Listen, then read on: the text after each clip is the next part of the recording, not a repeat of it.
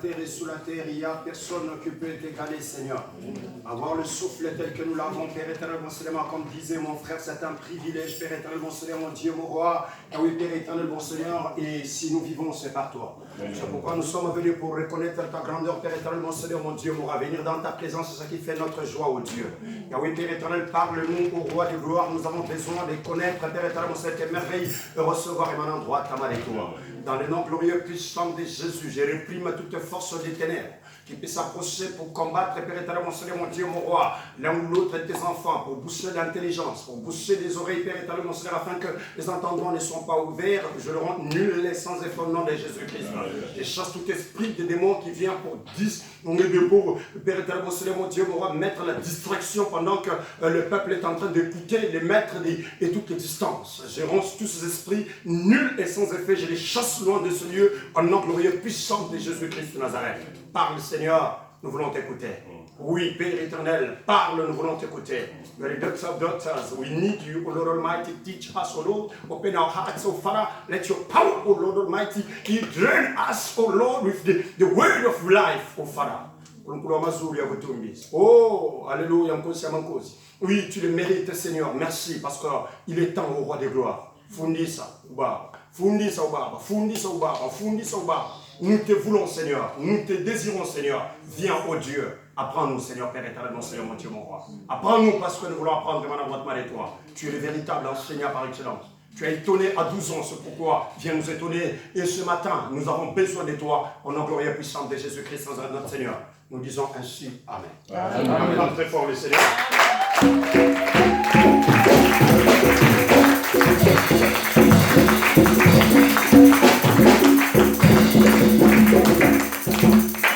Amen. Est-ce qu'il y a quelqu'un qui acclame le Seigneur?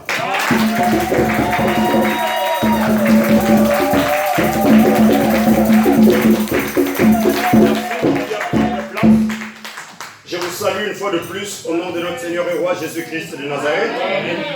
Nous sommes en train de parler des dons du Saint-Esprit parce que nous avons fait une brèche à ce que nous avons commencé à étudier. C'est des Maras à Élim. Et de là, nous avons fait une brèche. Et cette brèche nous a amené au baptême. Et du baptême, nous avons ouvert une brèche pour parler du Saint-Esprit. Nous voulons clôturer avec le Saint-Esprit. Ce ne serait pas réellement une clôture parce que le Saint-Esprit sera toujours avec nous jusqu'au jour de l'enlèvement. Est-ce qu'il y a quelqu'un qui saisit ça? Amen. Gloire au Seigneur. Alors nous voulons expliquer, continuer avec le don rapidement avant de retourner dans le grand thème que nous sommes en train d'exploiter, qui est le démarrage à Élim, parce que nous sommes arrivés à Élim où nous avons trouvé qu'il y avait 12 sources d'eau et 70 palmiers. C'est là où nous avons campé. Et comme nous avons campé avec Israël en ce lieu-là, nous avons accepté d'aller nous baptiser parce que l'eau s'y trouvait en permanence. Et de là, nous devions comprendre que l'eau n'est pas seule. Quand il y a l'eau, il faut qu'il y ait aussi l'esprit. C'est pourquoi le baptême est scindé en deux. Deux dans un, pour dire baptême d'eau et le baptême d'esprit. Et les deux forment ce qu'on appelle le baptême. Si on a l'un et qu'on n'a pas l'autre, ce n'est pas bon. Donc il faut qu'on ait les deux pour faire une seule chose qu'on appelle le baptême, donc le vrai. Alors on l'a fait par immersion. Aujourd'hui, nous allons parler des dons d'inspiration, rapidement. Et après, nous allons retourner dans notre grand thème, qui est Élim. Donc, nous arrivons à Élim. Il y a les dons d'inspiration qui sont trois. Parce que nous avons dit qu'il y a trois dons et deux dons. Il y a trois pour la première catégorie.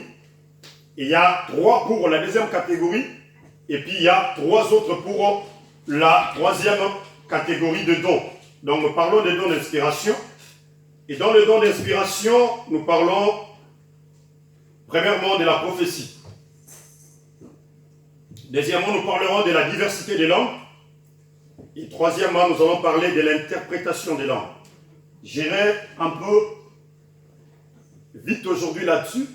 Et après, nous entamerons une partie aussi essentielle. Prenons le livre de 1 Corinthiens chapitre 14, 29 à 31. Tenons-nous debout pour saluer la parole et lisons la parole.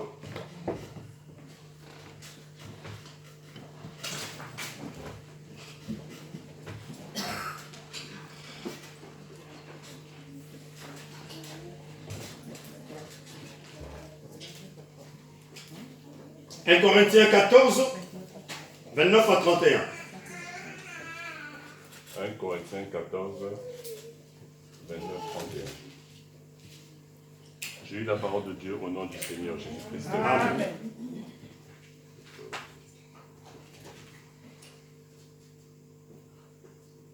Pour les prophètes, que 2 ou 3 parlent et que les autres jugent. Un autre assistant a-t-il une révélation que le premier se taise? Car vous pouvez tous prophétiser successivement, afin que tous soient instruits et que tous soient exhortés. Amen. Amen. On va bien prendre place. Ici, ça concerne la prophétie. La prophétie fait partie de l'Église. Amen. Amen. Gloire au Seigneur, parce que parmi nous, il y a des femmes comme des hommes qui peuvent prophétiser. C'est une grâce. Amen. Parce que Dieu doit toujours parler. Et Dieu doit toujours orienter. Et les prophètes ou la prophétesse, celui qui a ces dons-là, ne reste pas seulement à proclamer des prophéties directement, mais il peut aussi avoir des visions et des songes. Parce que c'est quelqu'un par qui Dieu oriente, Dieu conduit. La prophétie, c'est la révélation du surnaturel. Parce qu'il y a des choses que nous ignorons, des choses que nous ne connaissons pas, que le Seigneur peut bien révéler au travers une prophétie, qu'il peut révéler au travers un songe. Amen. Alléluia. Amen. Vous verrez en Israël, le roi était toujours à ses côtés avec un prophète. Quand il y avait le roi, il fallait qu'il y ait un prophète. Que faisait le prophète? Les prophètes, son travail, c'était d'orienter et de dire au roi ce que Dieu veut, ce que Dieu désire pour l'instant. Et vous verrez, de temps en temps, les prophètes apportaient la connaissance. Regardez par exemple le prophète dans la Bible, on a bien voulu le tuer. Pourquoi? Parce que le prophète avait la connaissance de la guerre. Et qu'est-ce qu'il faisait? Il disait, recevez de Dieu les plans de guerre. Quand l'autre camp faisait déjà un plan pour venir attaquer le pays, le prophète avait tous les plans. Il venait expliquer au roi, regarde, ça va se passer comme ça et comme ceci. Ils seront à tel coin, à tel autre coin. Et pour ce faire, place déjà à tel coin ou à tel autre coin, déjà des soldats, pour que quand ils vont venir, ils se retrouveront en embuscade. Et ça les étonnait. Quand ils se levaient pour venir combattre, il y avait déjà, on les avait déjà bouclés, on avait déjà la connaissance du lieu où ils se trouvaient. Ça veut dire que l'esprit de la prophétie, c'est un esprit qui va au-delà de notre entendement, au-delà de nos pensées, au-delà de nos idées. Dieu va déjà d'avance, c'est un esprit qui nous dévance et qui peut amener le futur, qui peut bien révéler le passé et qui peut même révéler le présent. Ça va? Amen. Est-ce qu'on peut avancer? Amen. C'est un esprit qui révèle le surnaturel, ce qui est caché, ce qu'on peut comprendre, ce qu'on peut bien saisir. L'esprit vient et l'esprit le révèle. Ce n'est pas parce que je ne vais pas manger les boucaris ou je ne mange pas le foufou que l'esprit viendra me dire, frère, tu dois commencer à manger le foufou. Non, ça ne concerne pas ça. Ça ne concerne pas Dieu. Ça. Amen. Alléluia. Amen. Ah non, parce que je vais chercher l'argent et je ne peux pas, et Dieu viendra me dire non, il ne faut pas aller chercher cet argent-là parce que... Non, ce n'est pas ça. Dieu est là pour les choses spirituelles. Dieu est là pour nous révéler notre futur. Il nous révèle notre passé. Il révèle notre présent. Pourquoi il vient révéler les choses dans le présent? C'est pour que nous puissions nous préparer pour que le futur soit meilleur. Amen. C'est pourquoi celui qui est averti, il doit prendre le message au Seigneur et commencer à préparer le futur. Amen. La Bible dit que Dieu parle tantôt d'une manière ou tantôt d'une autre. Il peut parler par un sens. Il parle par une prophétie, il parle par une vision. Et la prophétie, c'est un esprit par excellence, comme je le disais. Mais celui qui est appelé à prophétiser, il a des choses à faire. Parce que il est là pour être la bouche de Dieu. Il est là pour amener la lumière. Mais alors, à son tour, cette personne-là doit être une personne qui prie. Amen. Parce que une personne qui a l'esprit de prophétie, qui n'aime pas la prière, cette personne-là va désorienter les gens. Ça, c'est une chose. De deux, c'est un esprit qui demande beaucoup de sanctification. Celui qui est appelé à prophétiser doit être une personne qui vit dans la sanctification, dans la crainte de Dieu. Et jour pour jour, il craint Dieu, il s'éloigne du mal. Celui qui est appelé à prophétiser, c'est une personne qui doit être consacrée à Dieu. Parce que c'est par la consécration et par l'unité avec Dieu qu'on peut transmettre le merveille qui vient de Dieu. Alléluia. La Bible dit que pour ce qui est de la prophétie, même dans l'église, quand une personne est en train de parler, que l'autre puisse s'aider. Et la prophétie baigne toujours dans la parole. Alléluia. Vous remarquerez que ce qui est dit, quand vous allez vérifier l'écriture, vous allez voir que ces choses-là trouvent leur place. Alléluia. Amen. Nous continuons. Je prends Jude chapitre 1, verset 20. Lisez. Là, vous écrivez 2, la diversité des langues. Et puis vous écrivez Jude 1, verset 20. Parce que le livre de Jude n'a qu'un seul chapitre. Jude chapitre 1, verset 20.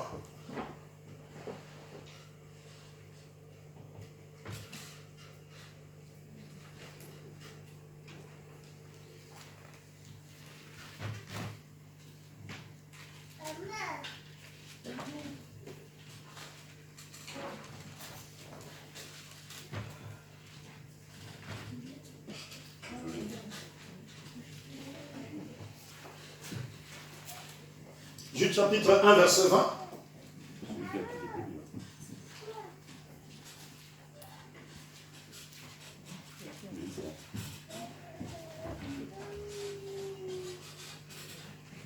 Je lis au nom de Jésus-Christ. Amen. Jude 1, verset 20. Quant à vous, bien-aimés, édifiez-vous vous-même sur votre très sainte foi et priez par le Saint-Esprit. Priez par le Saint-Esprit. Et quand on prie sous l'inspiration du Saint-Esprit, on y arrive parfois à ne plus se contrôler. Il y a des langues qui viennent de cieux qui sortent de nos bouches. Alléluia. C'est pourquoi celui qui est appelé à la prière doit être concentré. On ne fait pas le film fait. Il n'y a pas de spectacle. Quand on vient devant le Seigneur, nous ne sommes pas en plein spectacle. Ferme tes yeux et cherche Dieu. Si tu viens pour te distraire, tu sortiras à vide d'ici. Si tu viens parce qu'on m'a amené, on m'a forcé de venir, pitié pour toi. Mais celui qui vient pour le Seigneur, il se concentre devant le Seigneur. Et quand on se concentre, Dieu vient nous toucher. Et quand Dieu nous touche, parfois il y a des langues qui viennent de ceux qui sortent de nos bouches. Et on ne sait pas contrôler ces choses. Amen. Alléluia. Amen. Interprétation des langues, c'est le dernier. Lisons 1 Corinthiens 14, 27 à 28. C'est le livre de Corinthiens là où nous étions.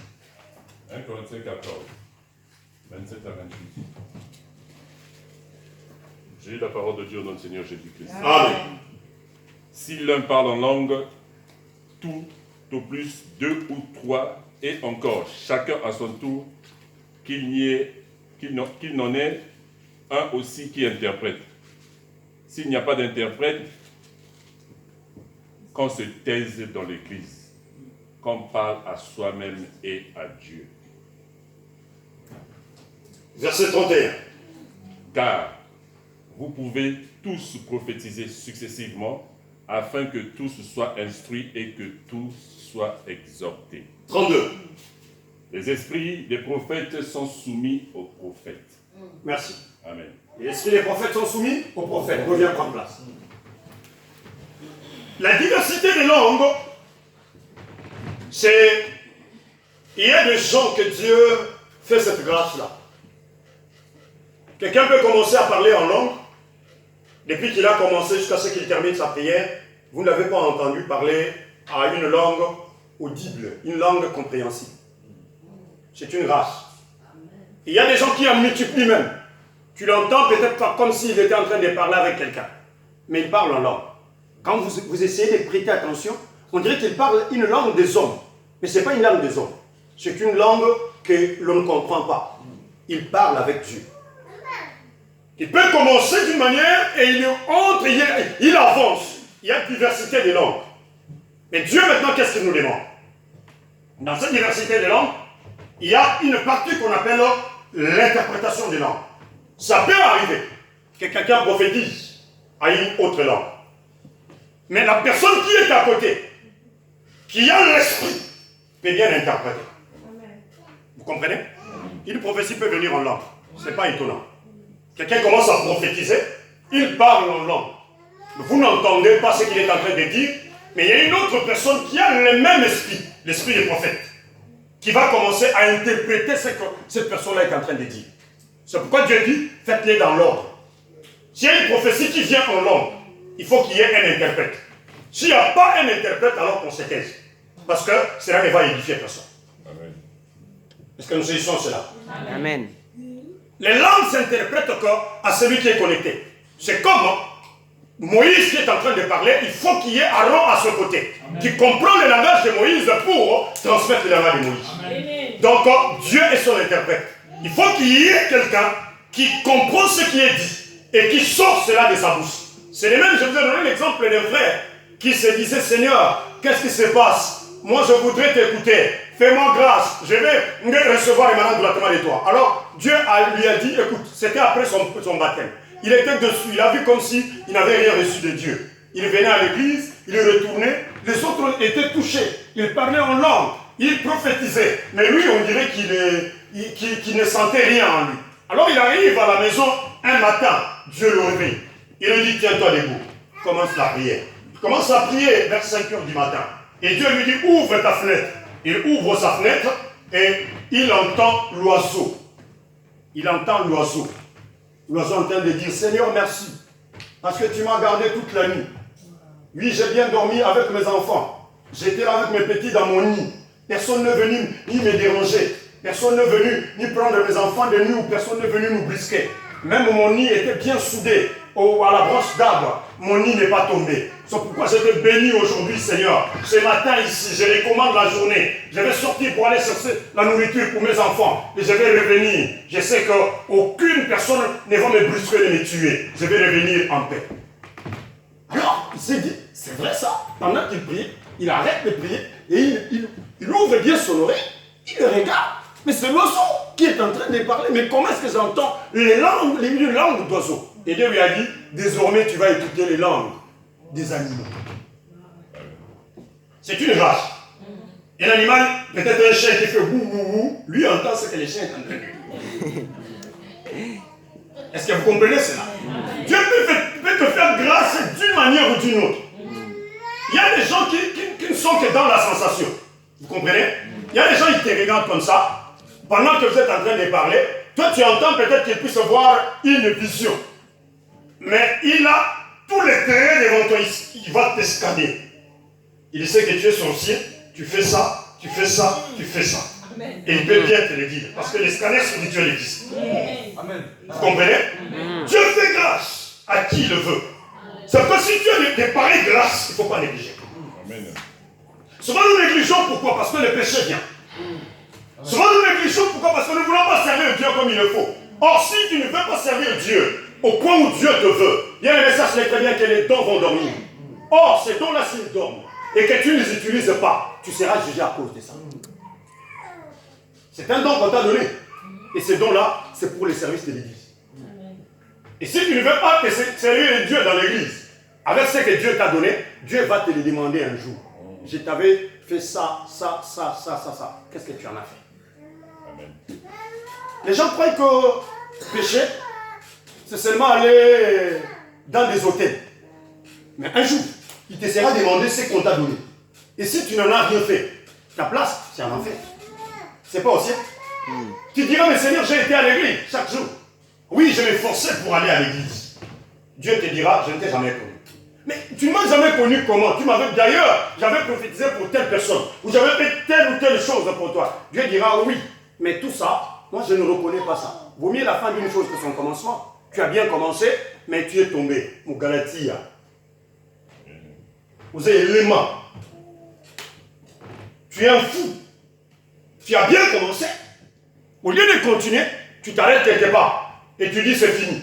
C'est comme quelqu'un, on engage la course, on commence à courir. On vous dit, il y a un but là-bas. Mais vous arrivez ici. Vous n'arrivez pas à cette porte-là. Vous dites c'est fini. Vous soulevez au bras, vous dites oh j'ai gagné. Tu n'as pas gagné. Les autres vont continuer, ils vont t'arriver jusque-là. Mais toi, tu as cru que comme tu as bien couru jusqu'ici, tu es arrivé. Tu n'es pas arrivé. Même moi qui vous parle, je ne suis jamais arrivé.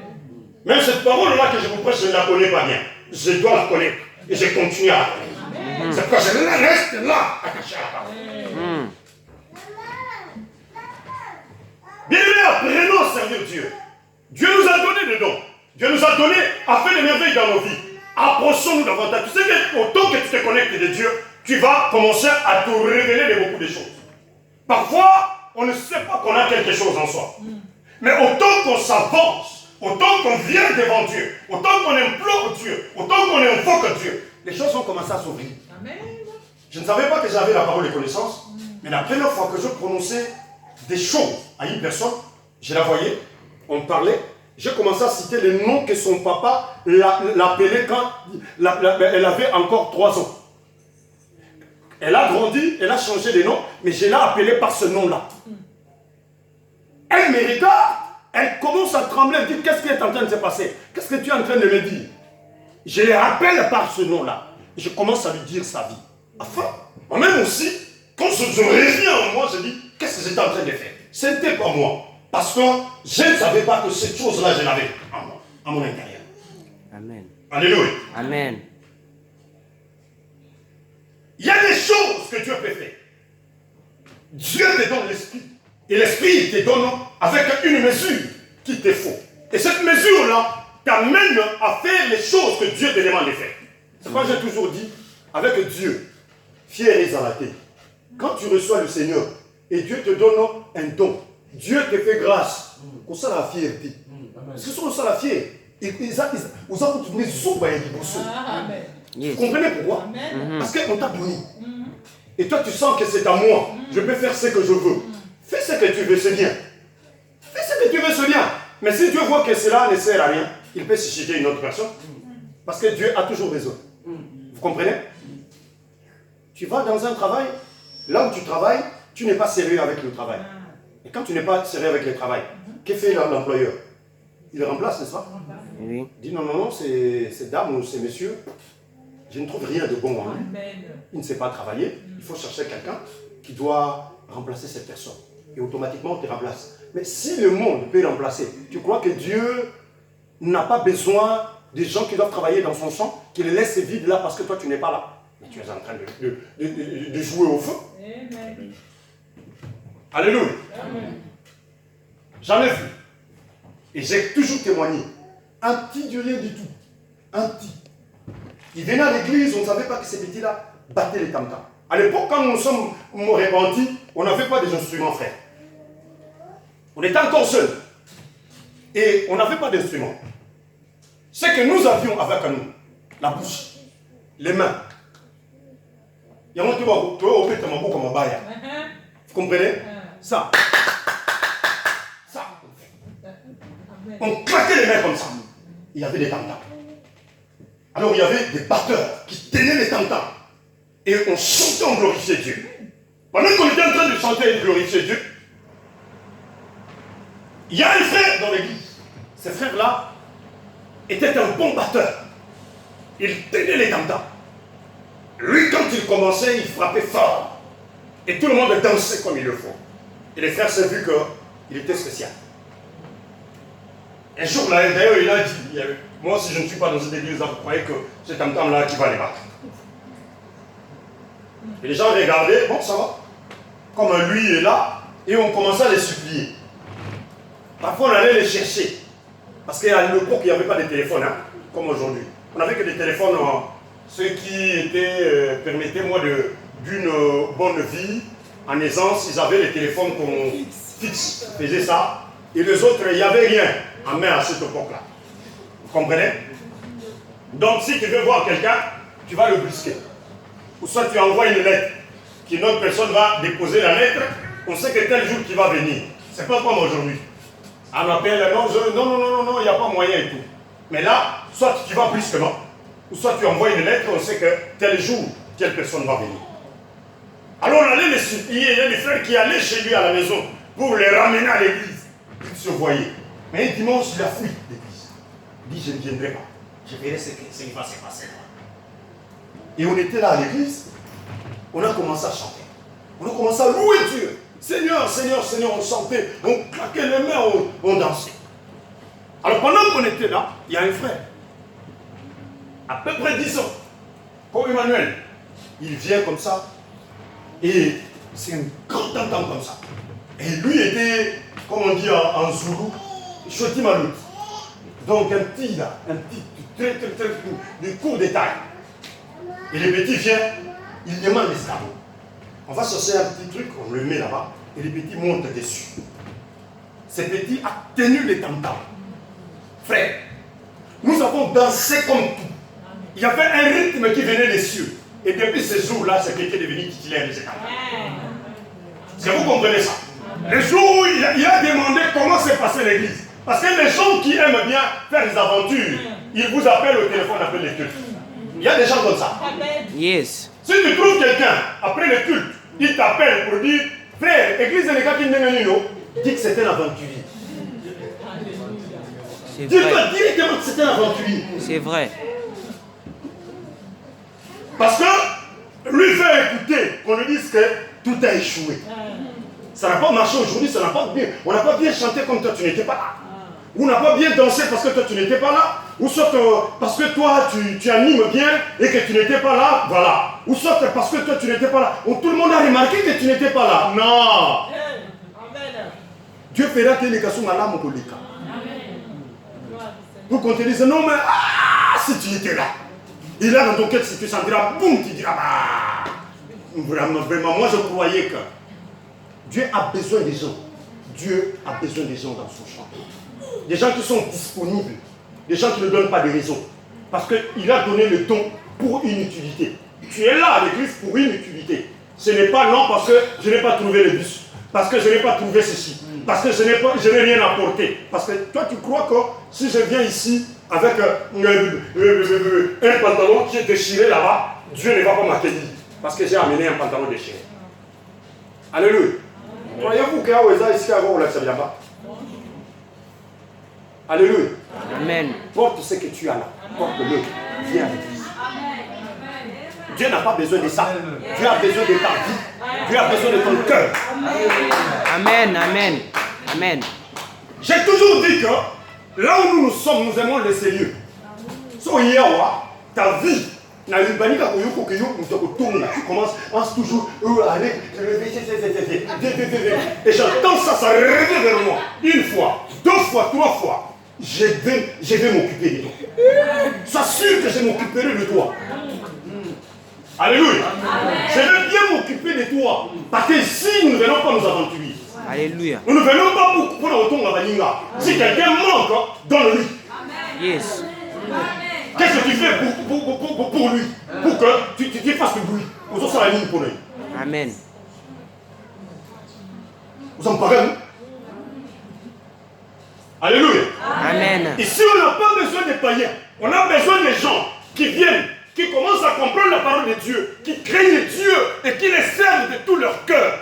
C'est ça dont nous avons besoin. Nous préparons le sang pour voir un jour le Seigneur. On n'a pas besoin des gens qui viennent avec des bêtises.